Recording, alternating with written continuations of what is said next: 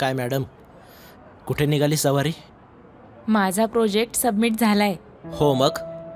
मग काय, मी ज्या गोष्टीसाठी या शहरात आले होते ते काम आणि ते प्रोजेक्ट आता पूर्ण झालं. आता काय, बॅक टू पवेलियन. शिक्षण संपलं, आता आईचा हट्ट.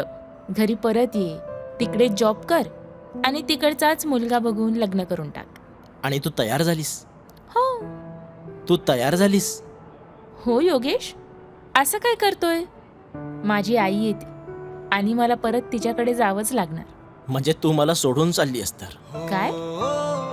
म्हणजे हे शहर, इथले फ्रेंड्स, कॉलेजचे मित्र मैत्रिणी या सगळ्यांना सोडून चालली असतो? नहीं ना यार, कहीं पे पहुंचने के लिए कहीं से निकलना जरूरी होता है. सही टाइम पे कट लेना चाहिए, नहीं तो गीले शिकवे होने लगते हैं. प्लीज यार, मी मस्करीच्या मूडमध्ये अजिबात नाही हा. सगळं टेम्पररी असतं रे आयुष्यात.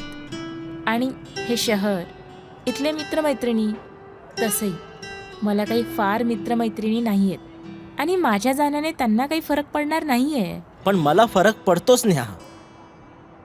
मला माहिती आहे ते, म्हणून तर मी तुला इथे भेटायला आली आहे ना.